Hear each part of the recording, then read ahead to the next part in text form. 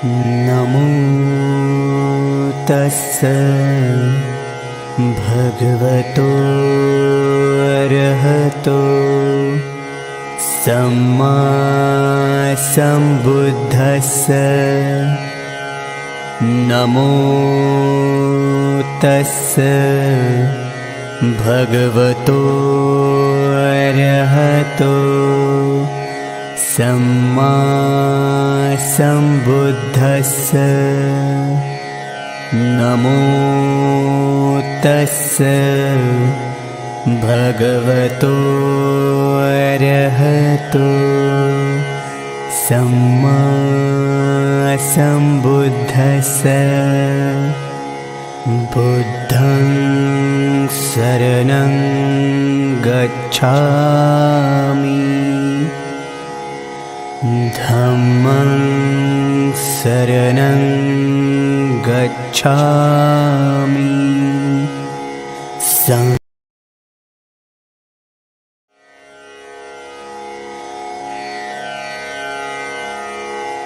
Namo tassa bhagavato arahato samma sambuddhassa.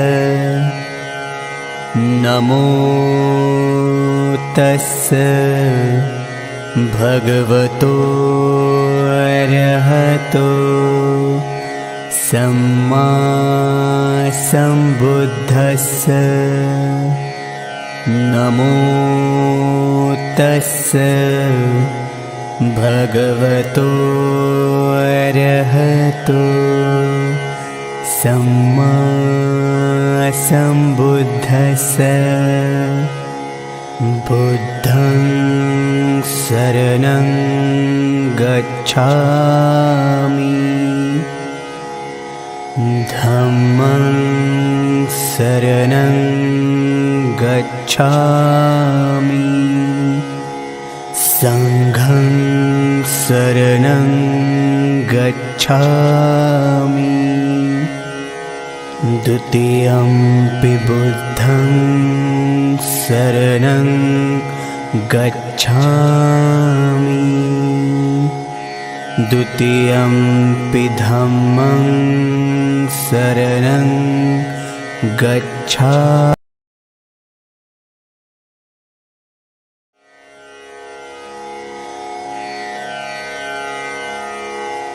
Namo tassa bhagavato arahato samma sambuddhassa.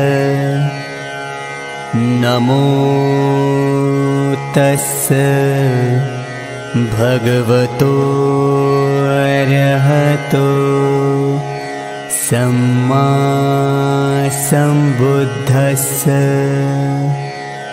Namo tassa bhagavato arahato samma sambuddhassa.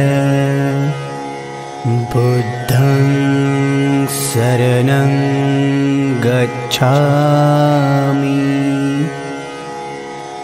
Dhammaṃ saraṇaṃ gacchāmi. Sanghaṃ saraṇaṃ gacchāmi. Dutiyampi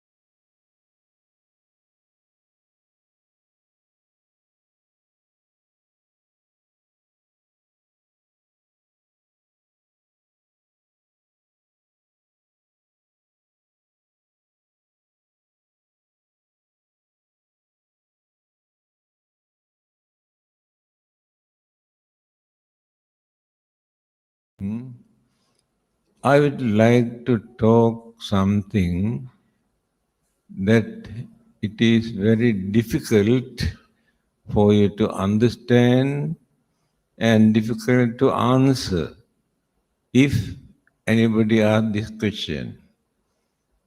But is that where is the Buddha today? Where did he go? Is there anybody who can answer this question? Because we consider in worldly way of life. That is why it is difficult for us to answer. And the other religions, they try to introduce the God. God is living. God can bless you, protect you, send you to heaven. So God is living. When they approach the Buddhists, they say, the Buddha is not a God.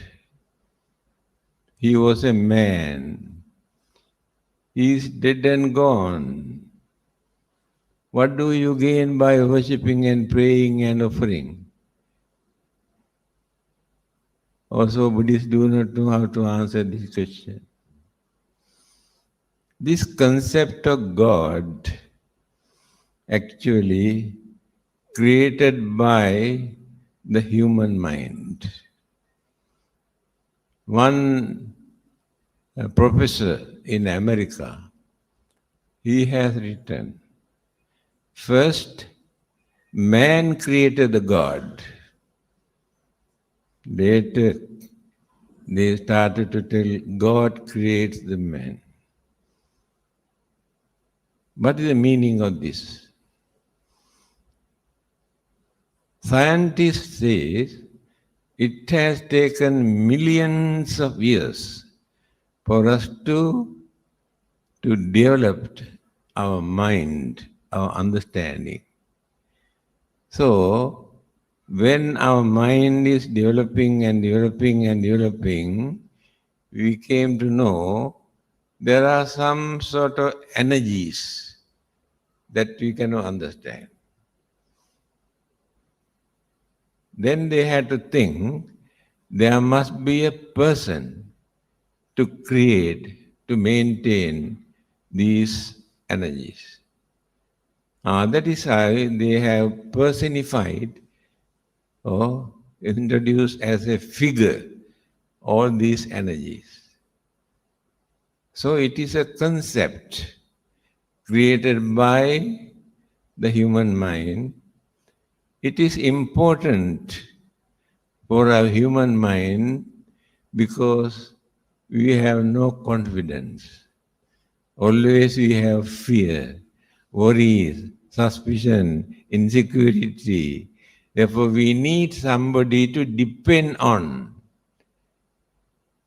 Therefore, people are very keen to believe in God, to depend on them for their protection, for their salvation.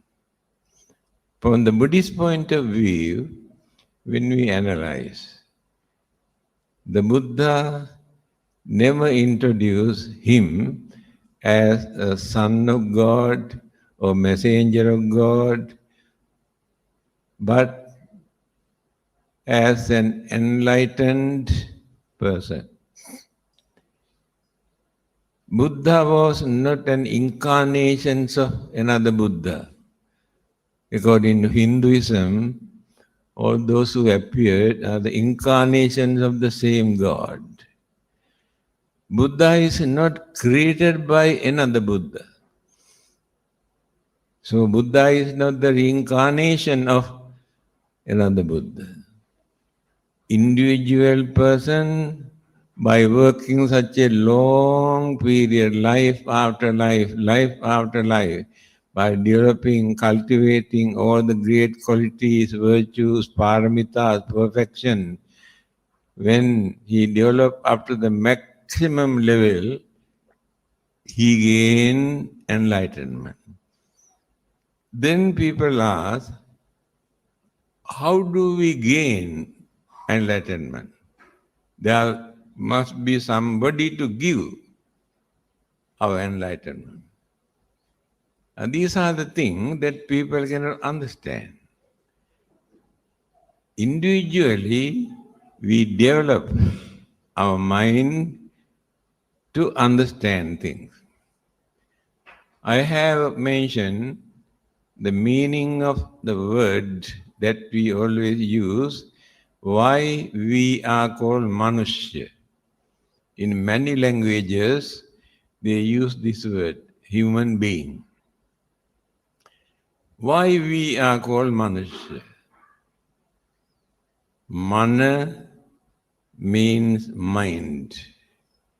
Manusya means one who can develop, cultivate the mind up to a maximum level.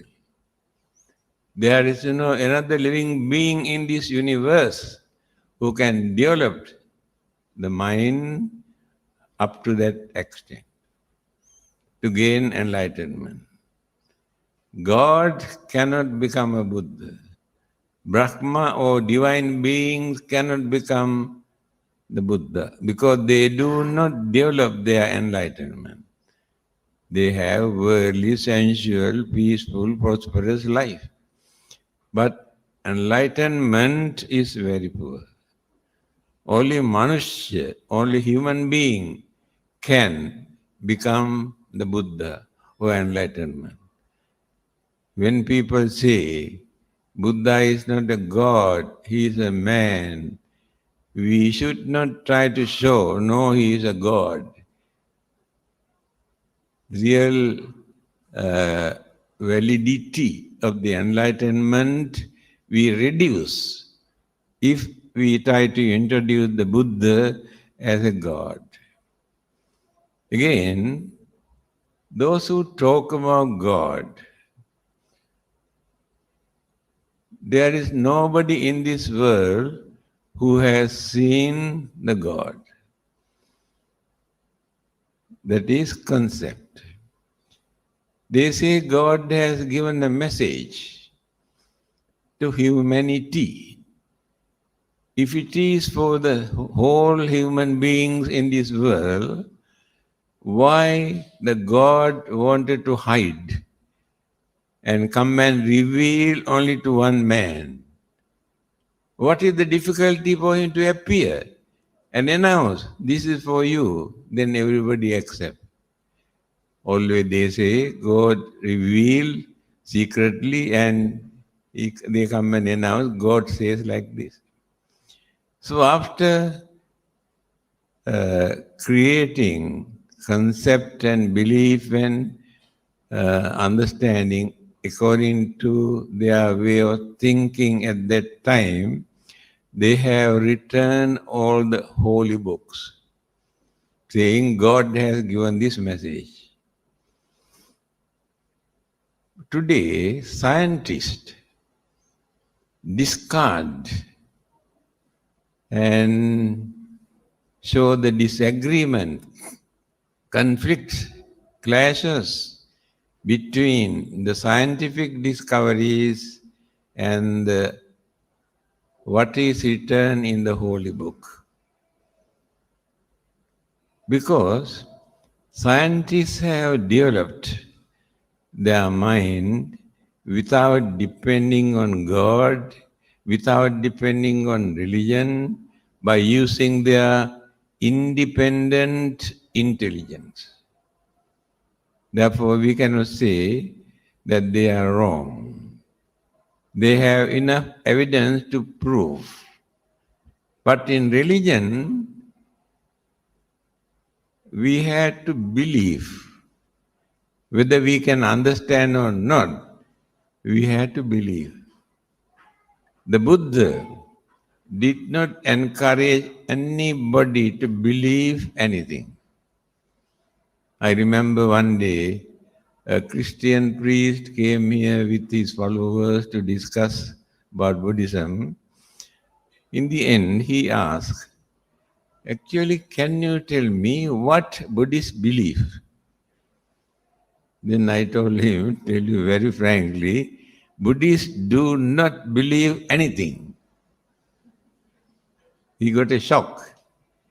He has seen my book that I have written, What Buddhists Believe. Then he asked, why did you write this book? That is why I wrote this book. You can read whether there is anything for you to believe. Nothing. Then he asked, then can you tell me what they are doing? Very good. Buddha has given the answer. Buddha has advised us what to do instead of believing. Pariyatti, patipatti, pativeda. There are three things. First, we must try to understand, not to believe. You can believe anything that you can understand. You do not know whether true or not. The Buddha says, we must try to understand. Now you are here to understand, to learn something. That is the first item, learning. Try to understand. In his teaching, in the Eight Noble Path, the first item, sammaditthi, right understanding. So Buddha started his mission with right understanding, not with belief. Then, after learning, we have wonderful knowledge about Buddha and Buddhism. If we keep quiet, there is no meaning. We had to practice what we have learned, because he has pointed out, these are the things that you have to do. These are the things that you should not do. These are the morals and immorals and useful and useless things. Then now we understood. Otherwise, we create our own imagination. All over the world, people maintain their own imagination. So his advice was to practice what you have learned.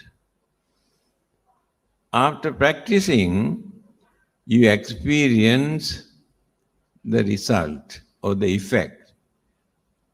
Then you come to know, oh yes, it is true. These are the things that we should not do. These are the things that we must do. This is the way how to live in this world. This is the way how to get rid of our suffering through understanding. Now you can understand the Buddha's way of introducing religion is not for us to believe anything, but to learn and understand, practice, experience. Take for instance, he says, you must be kind, you must be honest. You learn. After learning, you tried to practice. You are very kind, you are very honest. Everybody respects you. When they come to know you are very kind, very honest. Nobody wants to disturb you, accuse you, blame you, but respect you. That is the good result you experience. On the other hand, the Buddha says, according to your own experience, you can understand why these things are wrong, why these things are right. Not because the order, the commandment, religious laws given by the Buddha or God or anybody, you also have a thinking mind to understand. Your own experience is enough. Why this is wrong, why this is right, to understand. Example, Attanang upamang kattva nahanei anagate. He advises us not to destroy other living beings. He did not introduce religious law or commandment. He advised. That is his way of preaching. He advised us not to kill others. Then he says, if it is difficult for you to understand why it is bad, then when another person come and try to kill you, how do you feel? That experience is more than enough for you to understand why it is bad. Again he says, you have lost your valuable thing stolen by somebody. How do you feel? When you go and steal others' property, they also get the same feeling that you had. Not necessary to get order from God or Buddha or Jesus or anybody. Your own experience is more than enough for you to know why these things are right, why these things are wrong. Another important point. All the other religions advise their followers to believe something. The Buddha did not ask us to believe anything, but to think and understand. Vast difference, belief and thinking and understanding. So we have thinking mind. We have sense of reasoning. We have common sense. But other living beings, although they have mind, they have no thinking mind. Their minds are limited to find out their food, their lodging, their shelter, their protection. They cannot extend their mind further. But human beings have a mind to think and understand up to the maximum level. Now we can understand up to what extent the scientists have gone in searching many things which we never heard. There is no other living being in this world who can develop the mind up to that extent. That is why only human beings can become a Buddha by developing this mind, gain the enlightenment. Then we accept what he preach, what he tell us to do or not to do, according to our experience. So there are no belief in Buddhism. Now, topic is what to say if anybody asks, where is the Buddha? Have you got anything to say? Can you say he is in heaven or he is in nirvana, he is in somewhere else? Where did he go? These two questions are wrong. From worldly point of view, we ask these two questions. After gaining enlightenment, Buddha says, Ayamanti majati nattidani punabhav. This is my last birth, Ayamanti majati. Nattidani punabhav. No more becoming again.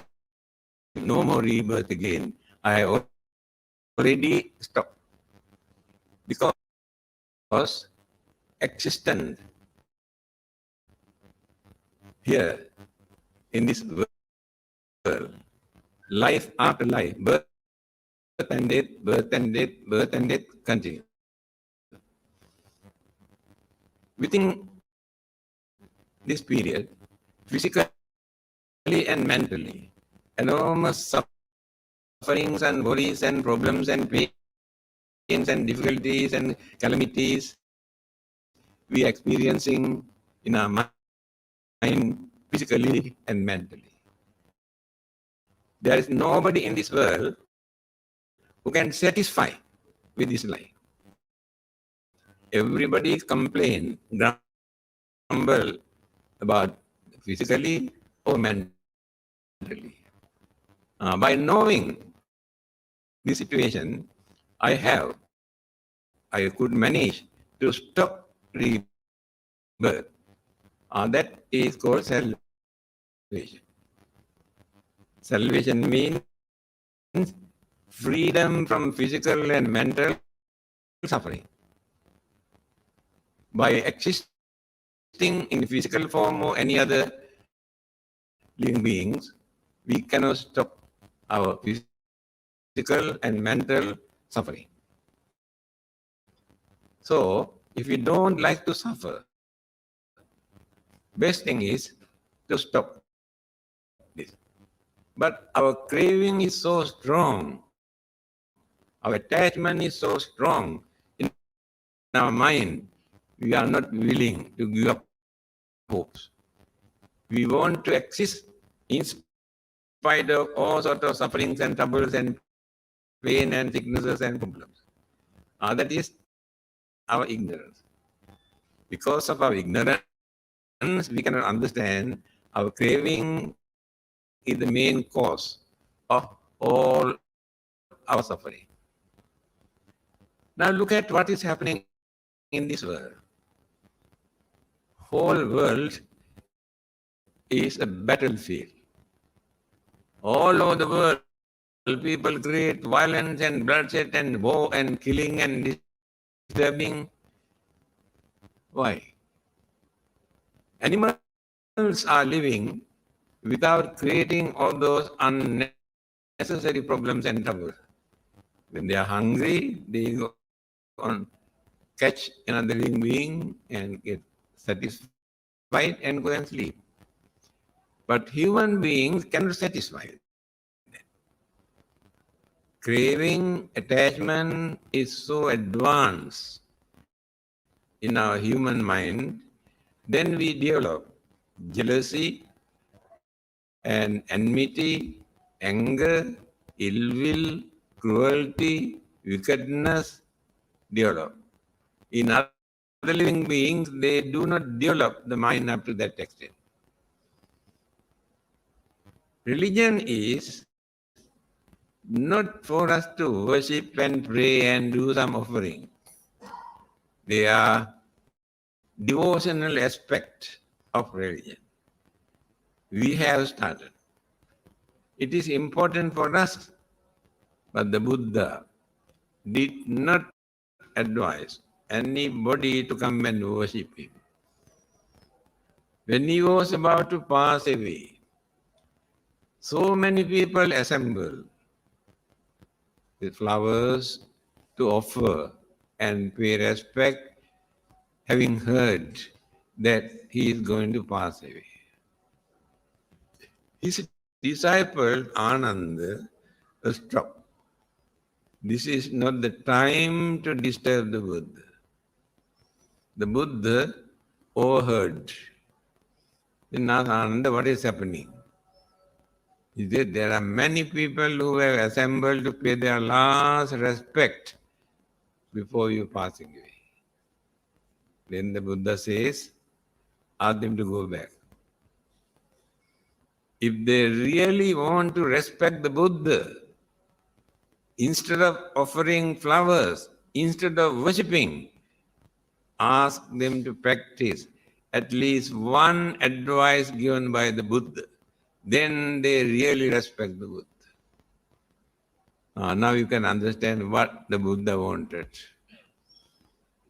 Not for us to pray or worship or do some offering, but to follow some advices given by him.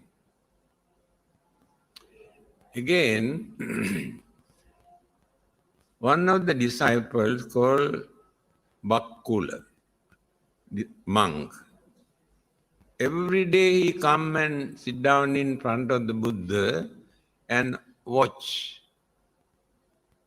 One day, the Buddha asked Bakkula, what are you doing here? Then he said, when I look at your physical body, it gives me a lot of happiness. I really experience wonderful happiness. Then the Buddha says, Kingte vakkali imina putikaya duggandena sarire. Vakkali, by watching this dirty, filthy, impermanent physical body, what do you gain? You entertain your emotion.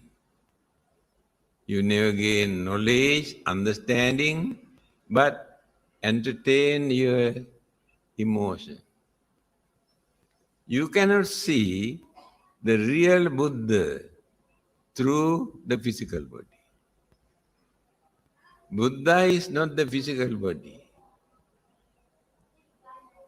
Then he said, Yo dhammang passati, somang passati. One who understood the Dhamma taught by the Buddha, through this Dharma, he can see the real Buddha. Real Buddha appears in the mind when we understood what the Buddha taught. Now here you can understand. Buddha was not particular about the physical body. When you study history of India, for nearly 500 years, they never had any Buddha image in India.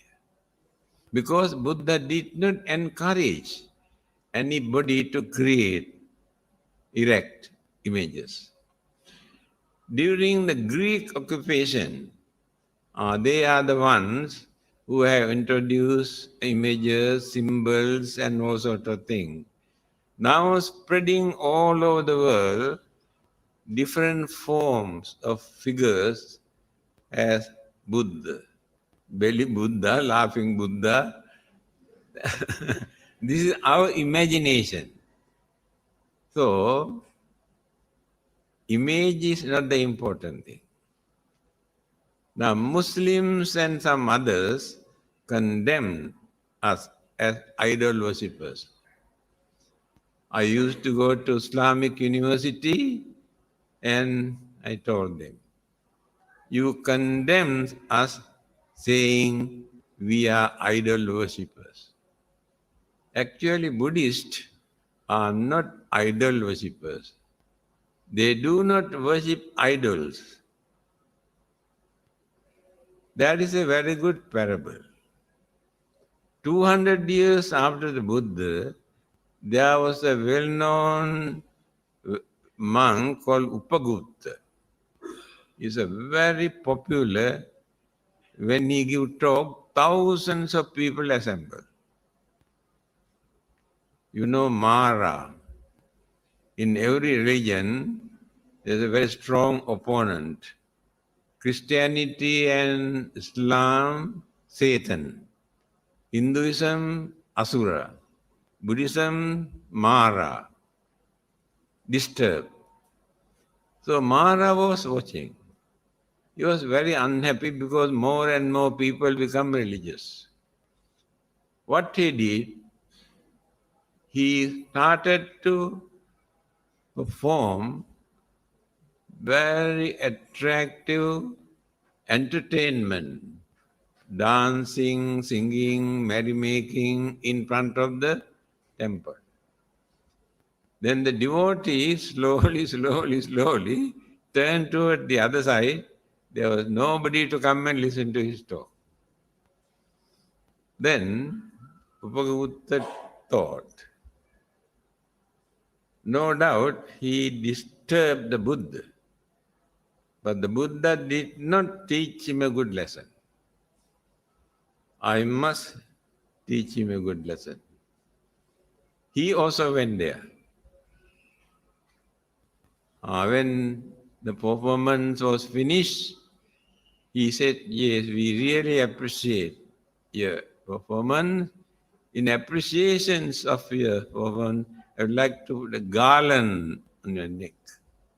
Oh, he was very proud. He put a garland. Then he noticed this garland is tightening like pythons in his neck. He tried to pull it out, cannot take it back.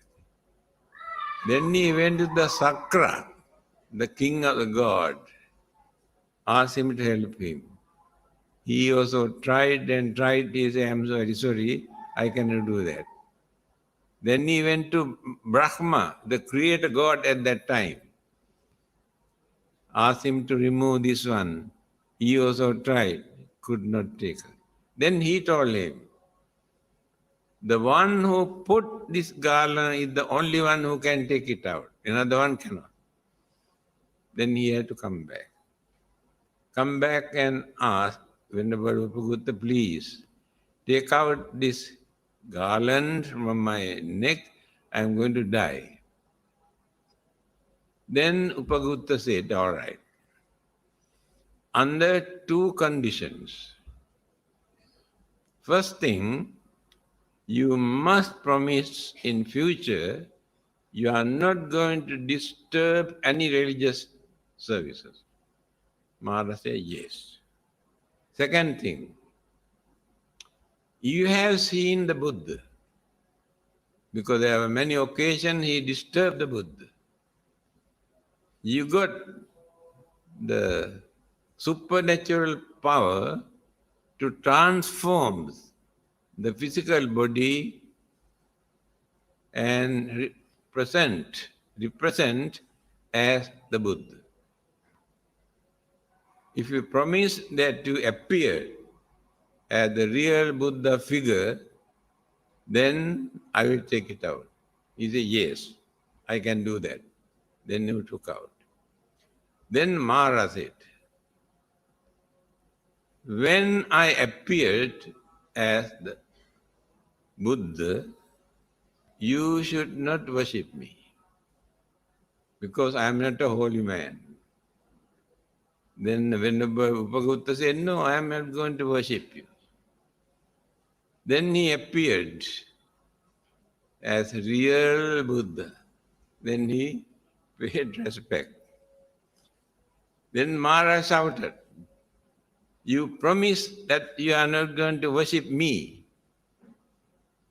Then Upagutta said, I did not worship you, I worship the Buddha. This is a very good example for you to tell others. When you keep a Buddha image, pay homage, pay respect, take for meditation, but you are not worshipping the idols. You invite the Buddha into your mind through this symbol. It is a symbol and very attractive. During the Second World War, Burmese in Burma, a general in army, found a very beautiful Buddha image. He was not a Buddhist. He sent this to England, to Winston Churchill, the Prime Minister of England at that time, with a note. Please keep this image on your table. Every time, whenever you have some worries and troubles and problems, look at his face. You can forget your worries. They were not Buddhists. Again, Anatole France, French scholar. First time he has seen the Buddha image in museum, when he has sinned, if God has come down from heaven and walked on this earth, he is none other than this appeal to his mind, his figure. Mr. Nehru, the former Prime Minister of India, he was not a Buddhist. He was arrested by the British government for fighting for independence. When he was in the jail, he had a small Buddha image in his pocket. He keep the Buddha image on the table and watch. In spite of all these troubles, problems, difficulties, the Buddha could manage to maintain smiling face. You cannot see sour face of the Buddha. Why not we follow him? No doubt we have a lot of problems and troubles and disturbances. Why not we follow him? This is the way how they appreciate. This is the way how they make use of the image. Therefore, we cannot say it is wrong. It is important. But there are many who can practice the teachings of the Buddha without an image. It is not compulsory that you must have an image. So I told those students in Islamic University, you condemn us by giving wrong interpretation that we are idol worshippers. We don't worship, we don't pray, we don't ask anything from the images. But we pay homage, we respect. This is the symbol. One of our members who have been keeping a Buddha image of 45 years in his house, one day came and told me, do you know, a group of Christian missionaries enter into my house and they told me I am worshipping a devil. Actually, I do not know what to say. 45 years he has been worshipping and he does not know what he was doing. Then he came and told me. And this is the mentality of our Buddhists. They follow traditional worshipping, praying, offering, chanting, but they do not try to understand what the Buddha taught. Then, now you can understand, with or without the Buddha image, we can practice the teachings of the Buddha. So, physical body is not the Buddha. According to Mahayana schools of Buddhism, they introduced three bodies of the Buddha. Three kaya, three bodies. Sambhogakaya, Nirmanakaya, Dharmakaya. Three bodies. Although he had three bodies, he was not a physical body. He was not a busybody. Sambhogakaya, Nirmanakaya. He used for eating, sleeping, walking, talking, advising, preaching, for all these activities, he used these physical bodies. When the Buddha attained parinirvana, all these two bodies disappear. But Dharmakaya, Dharma body of the Buddha never disappeared. They tried to show Buddha did not die. His Dharma body is existing. They follow the teachings of the Buddha. He has mentioned, whether the Buddhas appear or not, Dharma exists forever in this world. When a Buddha appeared, he realized, understand the dharma that people have forgotten. It is mentioned, Paturahose magadesu bubbe dhammo asuddho samalejiti. This dharma that I understood is not a new dharma, not created by me. This dharma existed long ago, but people have misinterpreted, created wrong concept, wrong belief, their own imagination, completely polluted the purity of the dharma. It is happening today. 2500 years ago, the Buddha has revealed the truth as dharma. When you see what people are doing in China, Japan, Korea, Mongolia, Tibet, Sri Lanka, Thailand, Burma, and all those countries, what they are doing in the name of Buddhism, in the name of the Buddha. It is not that really they follow the advice given by the Buddha. Their traditional, cultural belief they have been maintaining, incorporated with Buddhism, and today introduced as Buddhism. Anyway, that is not so important. We should not bother about Theravada, Mahayana, Vajrayana. One should not say, oh, I am Theravada, I am Mahayana, I am Vajrayana.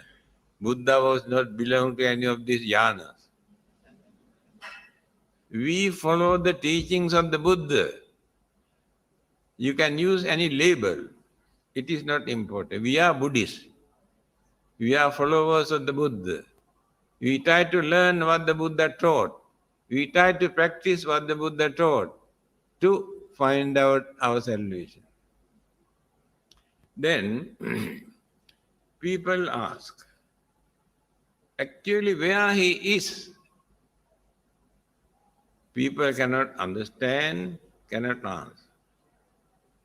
To practice Buddhism, it is not necessary for us to know where the Buddha is, where he did go. Take for instance, we have electricity discovered by somebody. Is it necessary for us to know the person who discovered electricity, where he is and where, from which country and his name? Is it necessary? Our duty is to make use of electricity. That person is not important. Again, those who have discovered atomic energy,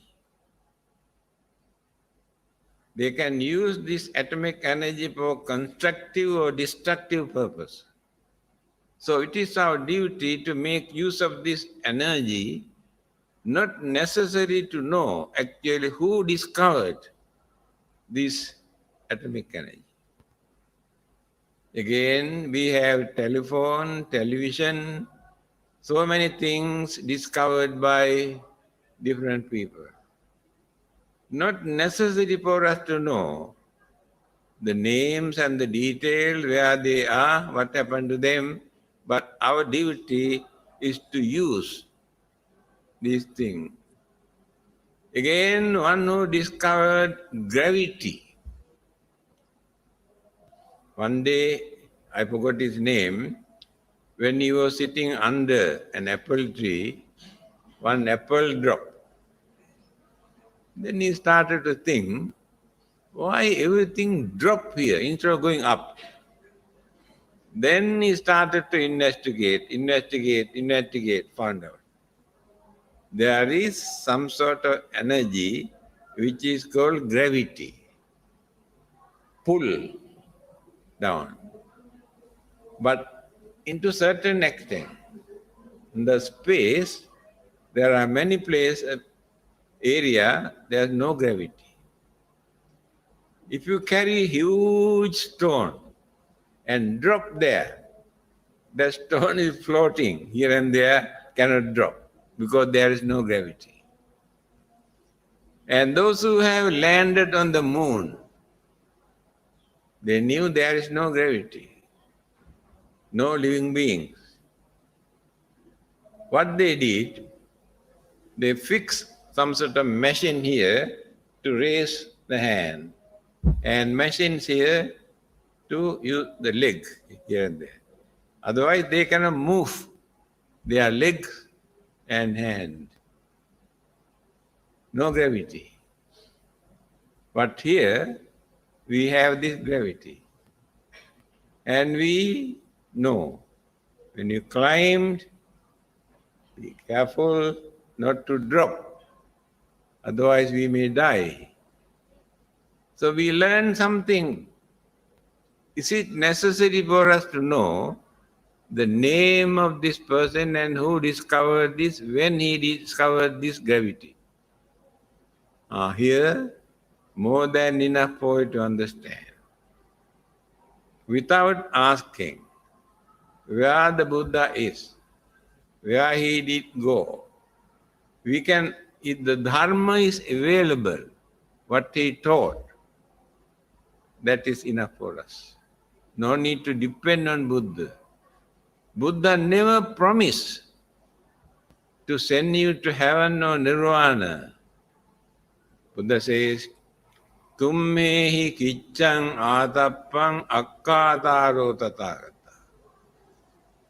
The Buddha can tell you what to do and what not to do. That is the only thing Buddha can do. He cannot do anything for you. Others say God can wash away the sins committed by people. Buddha never said sins created by one person, another person can wash away. Buddha or God or anybody. When a person is going to die, he has done a lot of criminal, wicked, cruel, dangerous, harmful thing. But when he is going to die, he say, I believe in God, please take away my sins. Then the God run away and wash away the sin and send him to heaven. People believe this. Take for instance, and you are very hot-tempered. You know it is wrong, but you do not know how to get rid of this. Then you go to God and pray and ask, please take away my cruelty from my mind. Do you think God can do that? If not, you come to the Buddha and worship and ask the Buddha, please take away my anger from my mind. Nobody. No one can do that, but you can do that. How? Through understanding. This anger is dangerous. Can create a lot of troubles and problems and difficulties among ourselves and harm and disturb others. Why not I try to reduce and reduce and reduce? By using your strong determination, you can reduce it. God cannot, the Buddha cannot reduce this. So, washing away the sins committed by us, the Buddha cannot do that. God cannot do that. Please remember. But we can do that. How? Tummehi punyang ekech buddhang saranang gatate nate gamissanti appayang. In one of the sutras, he says, when a person is going to die, although he has committed a lot of bad things, if he can invite the Buddha into his mind, Buddhang saranang gacchami, if he died while holding this in his mind,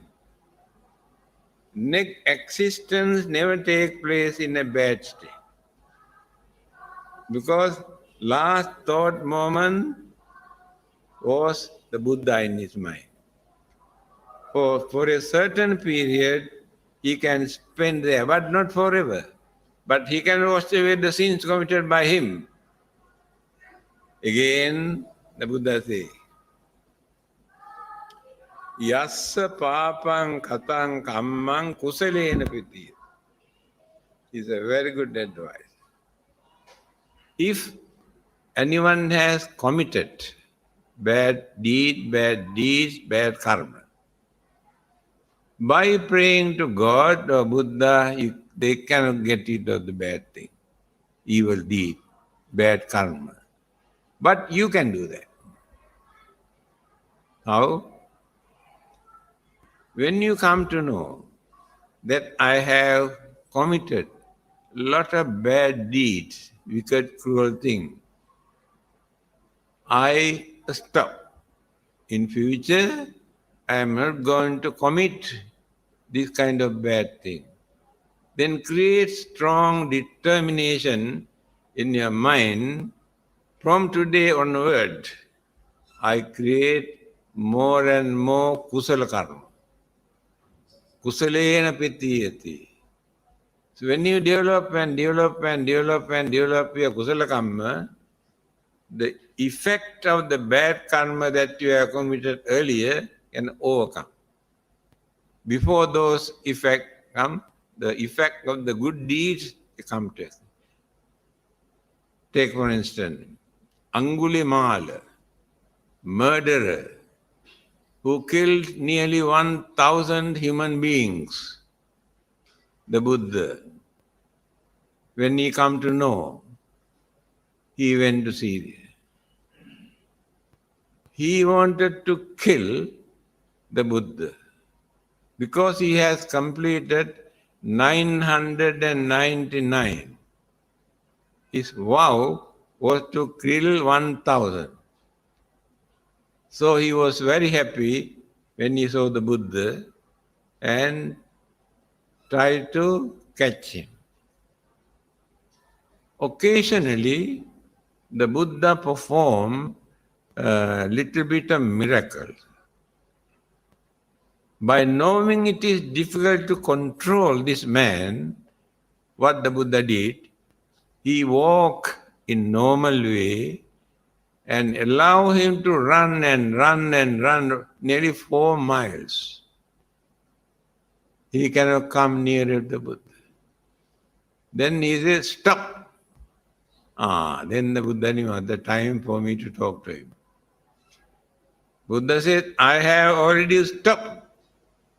You are the one who runs. Then he said, how can you say you have stopped? I saw you are walking. I have stopped means I have stopped killing, destroying other living beings. You are the one who runs means you do that. Then he asked, all right, I know you did not run, you walk, but I ran nearly 4 miles. Why I could not catch you? Then the Buddha said, you could not catch me because you run. If you stop your running, then you can catch me. Then he said, I cannot understand this. Then the Buddha said, I have stopped killing and you are doing. That means running. Then he came to know that he is wrong. Decided to follow the Buddha, become a monk, started to meditate, attain arahanthood, after that attain nirvana. Bad karma had no chance to come and catch him. He went on developing good karma, so the bad karma had no chance to affect him. That is what the Buddha says. This is the method taught by the Buddha. Not by praying to any god or Buddha or Bodhisattvas or God, but by doing more and more kusala karma. Again, kusala karma, punya karma, there are two words. They have mixed up these two things. When he was practicing self-torturing, without eating, without sleeping, without resting in the jungle, Mara appeared again. He told him, "You are a young prince. Why do you want to suffer like this? Why need to go back? Enjoy your life. You will be the ruler of this country. If you want, you can create some punya karma also." Then the Buddha said, "Anumattena pi punyena atto mayhang na vijjati." I am not working to create punya karma, meritorious deeds. What is that? We do lot of good deeds, offering dana, charity and various other things, expecting something in return.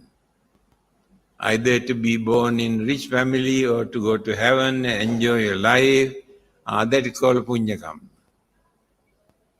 We gain what we wanted. But there's a limited period for that. When that karmic energy is ended, we don't know what to do. This is the nature of punya karma. Now take for instance, you are very fortunate. Compare with many others. In millions, many people are dying without food, without anything, no shelter throughout their life. They are suffering. But we are very fortunate. We have shelter, we have food, we have clothing. What is the reason?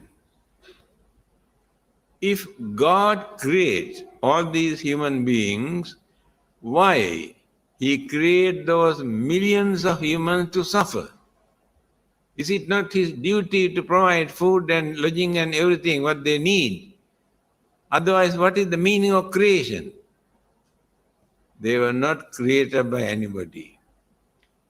They have not accumulated enough good karma to spend in the next existence. That is why they suffer.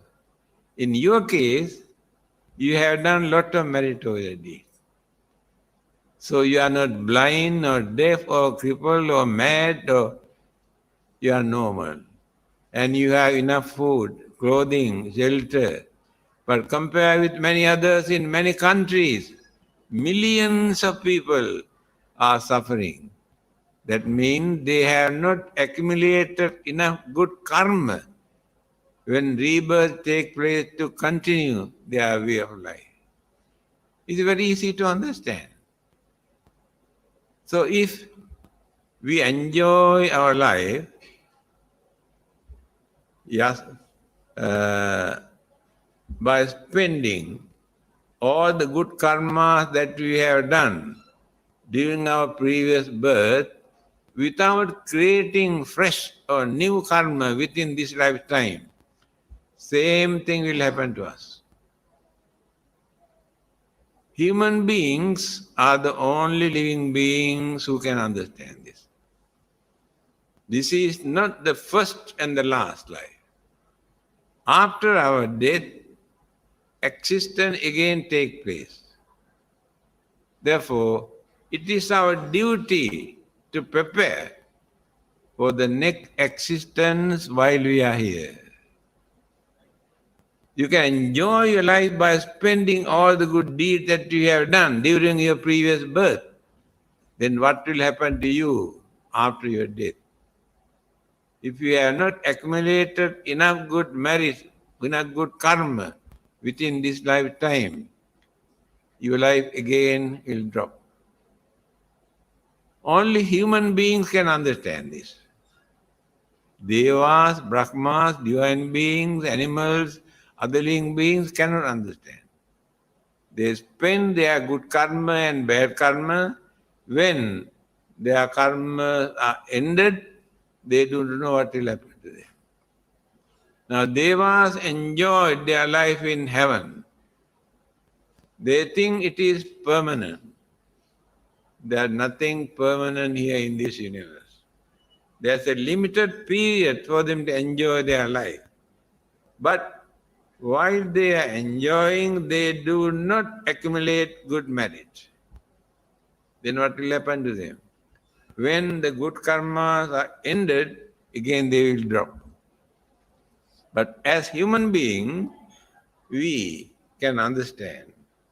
We are experiencing peaceful, happy, prosperous life because we have done good karma during our previous birth.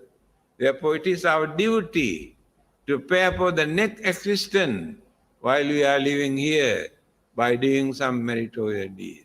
Not only spending the merit that we have created during the last birth.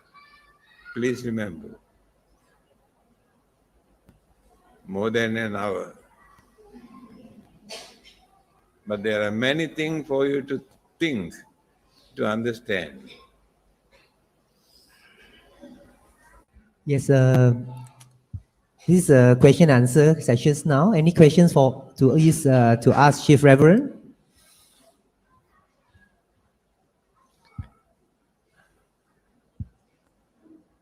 First volunteer to ask questions.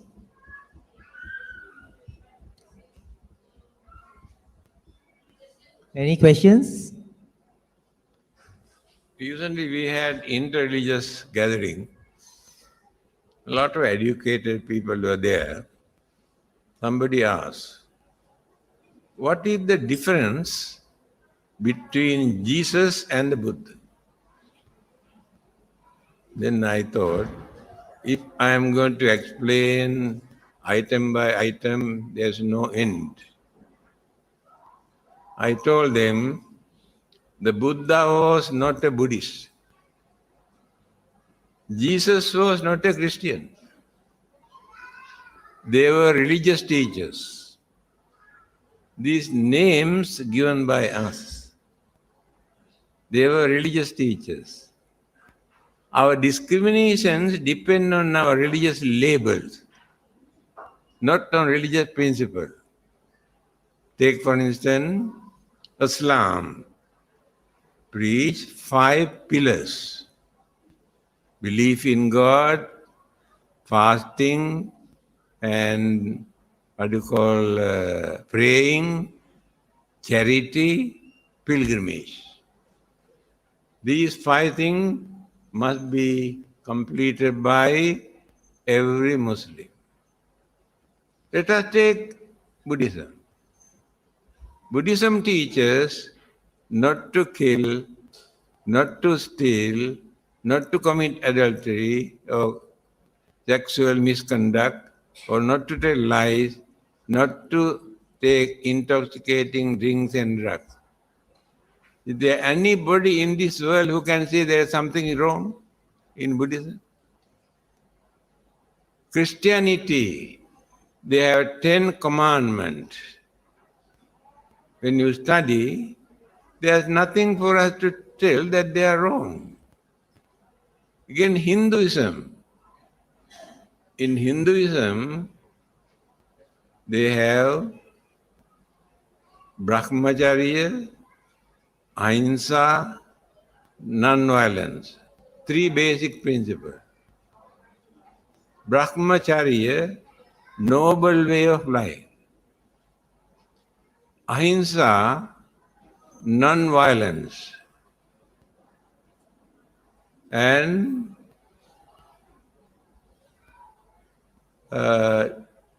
truthfulness, honesty. Is there anyone who can say they are wrong? They are the basic religious principles. So if we practice these religious principles, there is no controversy, there is no jealousy, not necessary to what do you call convert. In my booklet, Buddhist attitude toward other religions, I have written there. Instead of converting others into Buddhism, we can encourage them to practice their own religion. But others cannot say. They say we are sinners. They say we go to hell. Because these religious labels. But when you consider the basic principles, we can agree. No reason to discriminate or show our hostility, discrimination. Many people never realize. Superiority, inferiority complex, they maintain because of label. Buddhism, Christianity, Islam, Hinduism. Take out this label. Take only religion. In our religion, these are the principles. In our religion, these are the principles. Not necessary to have a label.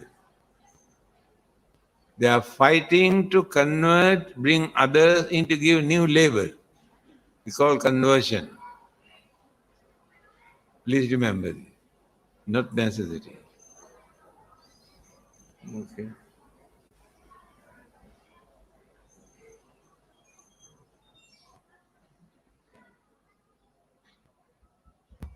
Okay, since there's no questions, we would like to do the transfer of merits, share the transfer of merits, which is done by Chief Reverend. Before that, can we have a big sadhu for Chief Reverend?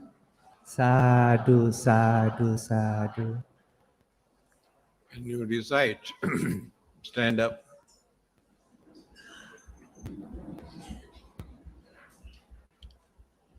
Imina punya kammena upajjaya gunottara acari upakaraca mata pita piya mamang Suriyo Chandi Maharaja Gunavanta Narapicha Brahma Maharaja Indacha Lokapalacha Devata Yamo Mitta Manusacha Majjata Verikapicha Sabbe satta sukhiyantu punyani prakatani me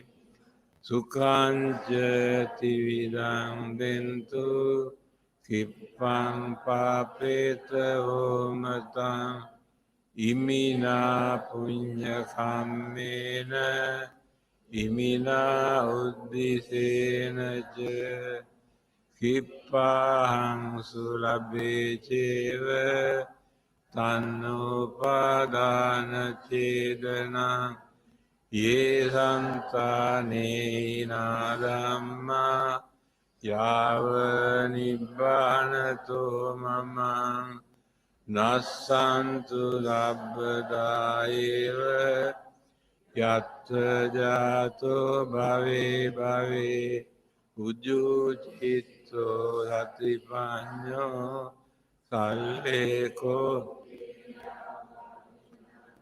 Mara Labantu no Kasang Katuncha Viriye Suve Buddha Dipavaro Nato Dhammo Nato Varuttamo Nato Pachekadam Buddho Sangho Nato Taro Mama Tezottamanubhavena Maroka Sangrabantu. Blessing. Bhavatu Sabba Mangalam Rakhantu Sabba Devata Sabba Buddhanubhavena Sada Suttivantu Te Bhavatu sabba mangalam rakhantu sabba devata sabba dhammanubhavena dadatti te. Bhavatu sabba mangalam rakhantu sabba devata sabba sanghanubhavena sada satti bhantu te.